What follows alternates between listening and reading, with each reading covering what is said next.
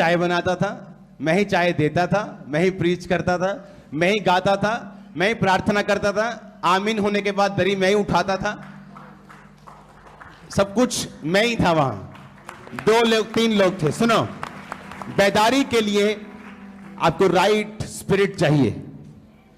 लोग बोलते मेरे पास अच्छी टीम हो, मेरे पास अच्छा पैसा हो, मेरे पास अच्छे फलाने हो, ढमकाने हो, अच्छी क्वायर हो। सब कुछ आपको फॉलो करता है जब आप राइट एटीट्यूड के साथ कि मेरी सेवा का कोई फायदा जीसस क्राइस्ट को नहीं बल्कि मुझको है, क्योंकि वो मुझे सेव कर रहा है। आपकी गाड़ी की इंश्योरेंस हुई है? हां या ना?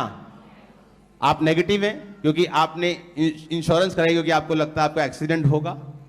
अगर आपको मालूम है कि एक्सीडेंट नहीं होगा फिर इंश्योरेंस क्यों करवाई? लेकिन आपने करवाई। हम सब करवाते हैं। हां, जब इंश्योरेंस नहीं करवाते गाड़ी की तो क्या गाड़ी चलती है कि नहीं चलती? चलती। जहां हमने पहुंचना हो वहां पहुंचाती है कि नहीं? हां, उसकी स्पीड कम तो नहीं होती, कोई प्रॉब्लम तो नहीं होती, इंजन कोई दिक्कत तो नहीं करता, पार्किंग में कोई प्रॉब्लम तो नहीं होती।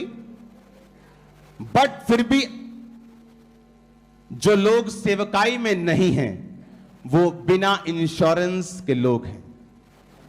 वो चलेंगे, कोई प्रॉब्लम नहीं, शादियां होंगी, खाएंगे पिएंगे, काम करेंगे, कुछ नहीं होगा उनको, बट एक्सीडेंट बता के नहीं होते। एक दिन ऐसा आएगा, एक्सीडेंट हुआ, मालूम हुआ कहां गए जी, खत्म हो गए। ये लोगों की स्टोरीज मैंने सुनी। कोविड आया, बिजनेस बंद, कोविड आया, चर्च बंद,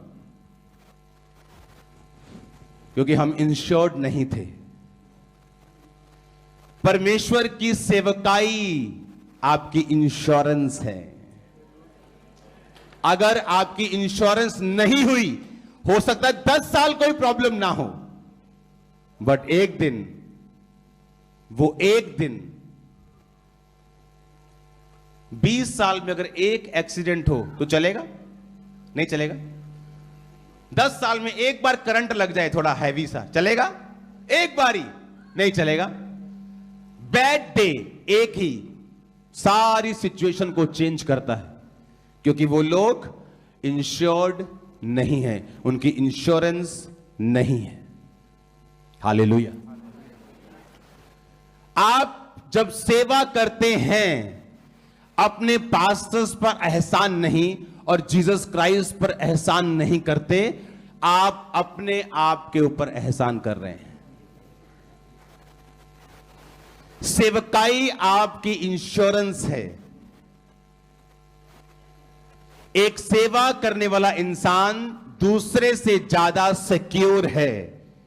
राइट एटीट्यूड में, स्पिरिट में सेवा करने वाला इंसान, वो पास्टर, वो विश्वासी, वो बिजनेसमैन, वो जॉबमैन दूसरों से ज्यादा इंश्योर्ड है।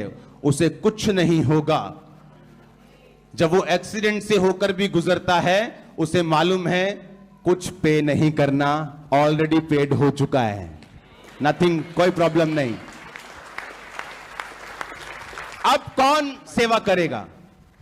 यहोशू 24 उसकी 15 आयत में लिखा, और यदि यहोवा की सेवा करना तुम्हें बुरी लगे तो आज चुन लें कि तुम किसकी सेवा करोगे, उन देवताओं की जिनकी सेवा तुम्हारे पुरखा महानद के उस पार करते थे, चाहे इमोरियों के देवताओं की सेवा करो जिसके देश में तुम रहते हो, परंतु मैं तो अपने घराने समेत यहोवा की सेवा नित्य करूंगा।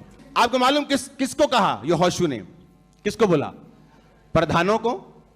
12 प्रधान इकट्ठे किए, 70 प्रधान, 90 प्रधान इकट्ठे किए, उनको बोला तुम्हें सेवा करनी है तो करो, नहीं करनी तो ना। किसको बोला? किसको बोला? पब्लिक को। पब्लिक, इजरायली पब्लिक, लाखों लोग इकट्ठे किए। क्या बोला? यदि तुमको उसकी सेवा करनी बुरी लगती है तो मत करो।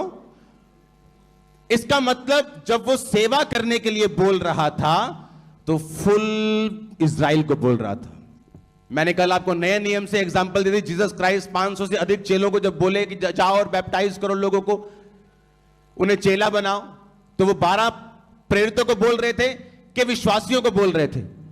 उनमें चेले भी थे, इवेंजलिस्ट भी थे, विश्वासी भी थे, वो भी प्रेरित थे। उनमें से भी कुछ ऐसे लोग थे जो जीसस क्राइस्ट के साथ फुल टाइम मिनिस्ट्री में थे, लेकिन प्रेरित होने के लिए अभी नहीं चुने गए थे, अभी उनका टाइम नहीं आया था। वो भी थे चुने हुए प्रेरित, आने वाले प्रेरित, आने वाले पास्टर, आने वाले इवेंजलिस्ट, विश्वासी, विश्वासियों के बच्चे, सब थे वहां पे। और जीसस ने कहा जाओ, सबको बोला जाओ, गो।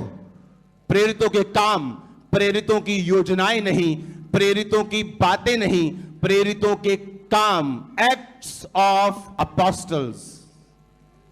और यहोशू ने क्या कहा? पब्लिक को इकट्ठा किया, बोला तुमको चुन लो।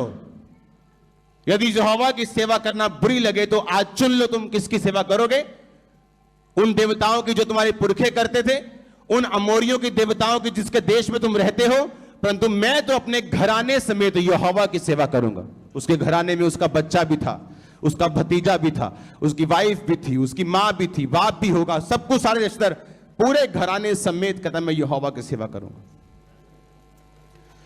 अगर आपकी फैमिली, आपका फाइनेंस, आपकी वाइफ, आपके बच्चे अगर यहोवा की सेवा में नहीं हैं, तो वो इंश्योरेंस से बाहर है। किससे बाहर है वो? उनकी इंश्योरेंस नहीं है। ऐसा नहीं वो चलेंगे नहीं, वो चलेंगे, खाएंगे, पिएंगे, दौड़ेंगे, भागेंगे, बिजनेस करेंगे, पढ़ेंगे, सब कुछ ऐसा ही करेंगे जैसा एक इंश्योरेंस वाला व्यक्ति कर रहा है। जैसे गाड़ी जिसकी इंश्योरेंस नहीं, वो भी उसी तरह भागती जिसकी इंश्योरेंस है। लेकिन एक दिन, वन बैड डे, वो सब कुछ बदल के रख देगा। लोगों की सैड स्टोरी सुनी आपने? मैं पहले ऐसा था, समथिंग हैपेंड, मेरे बिजनेस पार्टनर ने, मेरे फलाने ने, मेरे रिश्तेदार ने, मेरे बेटे ने, मेरी फलानी ने मुझे कुछ ऐसा किया, मेरे फैमिली पे अटैक हुआ, सब कुछ खत्म हो गया। ये वो लोग हैं जो सेवा में नहीं होते, जिनकी इंश्योरेंस खत्म हो चुकी होती है, एक्सपायर हो चुकी होती है, और जैसे ही आप सेवकाई में आते हैं आप फुली कवर्ड होते हैं।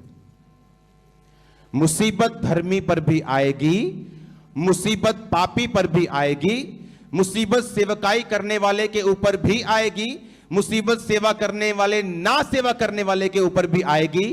पर बाइबल कहती जो धर्मी पे आएगी वो साथ आएंगी और वो सातों बार उठ खड़ा होगा।